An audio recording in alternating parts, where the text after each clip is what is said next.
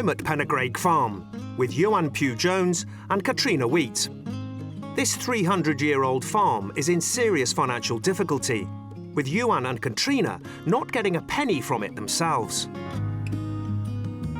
In order to survive and save the farm, the couple have devised a plan that capitalises on these stunning Welsh surroundings.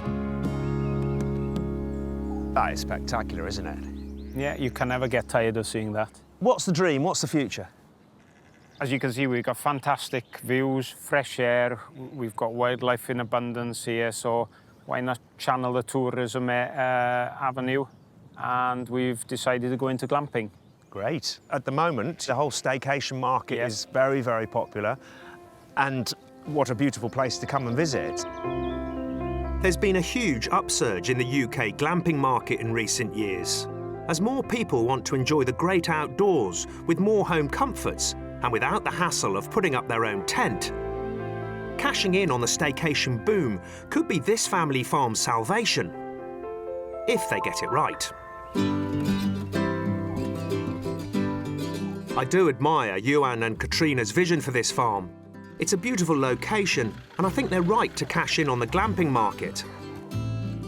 But the new venture will also mark a big change in the way the farm has been run for generations. I wonder how Johan's dad, John, feels about the change.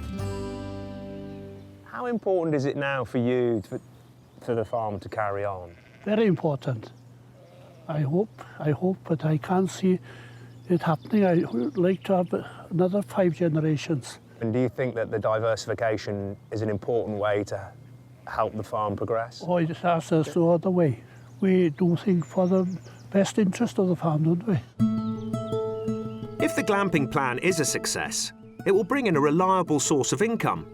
If it doesn't, the farm will be crippled by new debts, and they will risk losing the farm that's been in the family for over 200 years. I want to take Katrina aside to discover what's really driving this desire to take on such a high-stakes gamble.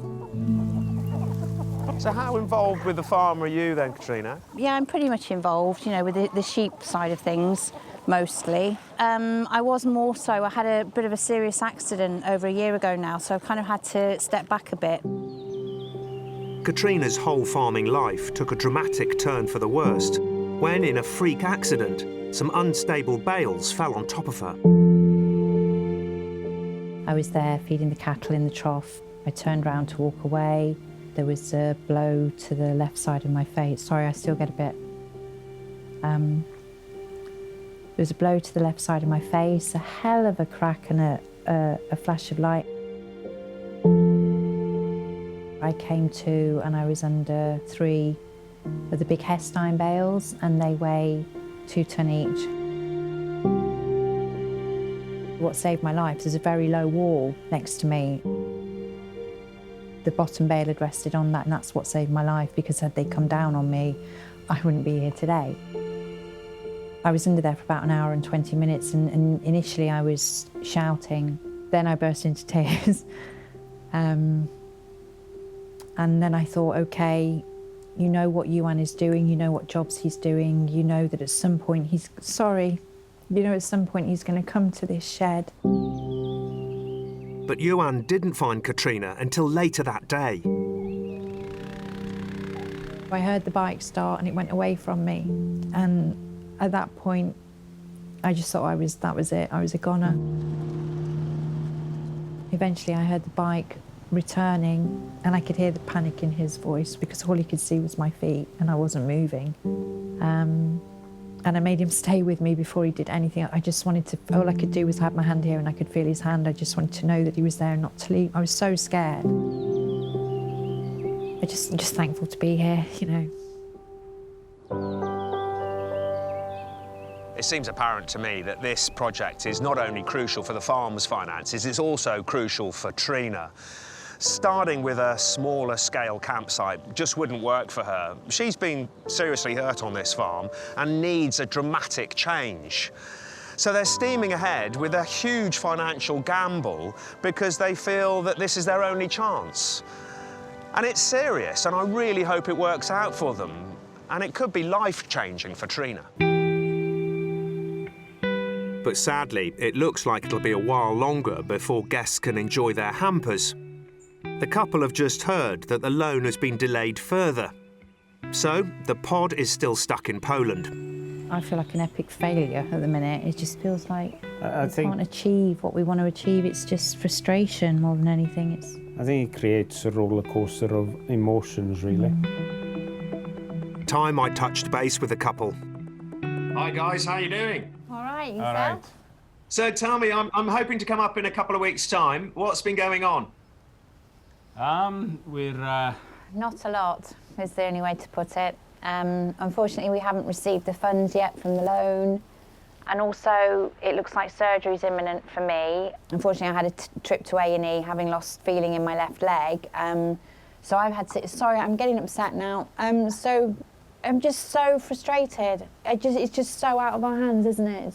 yeah, it is frustrating. I just really feel for you that you're hurting financially and physically, and really sympathise with the frustrations. There's obviously a lot of work to do, but in the meantime, we've just got to come up with some ideas of something you can do to help pay the bills whilst you ride the storm. We have thought about robbing a bank, but all the local banks have closed. I have to say, Katrina and Ewan are nothing if not resilient. While they wait for the loan, they busy themselves preparing the site as best they can. And it's some welcome progress. While Ewan's reflecting on the past, there's been a glimmer of hope for the future.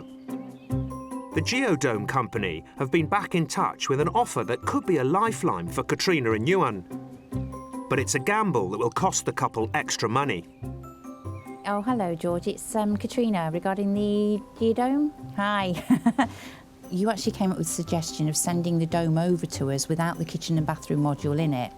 That's brilliant. All right, thank you. Bye-bye. They can have it sat on transport on Monday. Good. We could have a dome. OK, we don't have the kitchen and the bathroom module in it, but we will have the structure. And then 3 days. 3 to 5 days. Oh, Yeah. wow. And just like that, everything turns around. Thank you. This compromise means paying for 2 shipments, one now and one for the interior later. It's an increase of £2,000, but it finally gets the venture up and running. This means we can get the website, we can get the images, we can get on social media. We've got something to show for it. We've got to get the decking done now. Well, it's great to be back. Machinery all lined up. You had a bit of a tidy up? Yeah, we've been quite busy between everything. The caravans disappeared, as promised. The loan still hasn't come through. I don't know what's happening now. We're just waiting and waiting. So the compromise was we didn't have the kitchen and bathroom arrive with it. Can we go and take a look? Absolutely.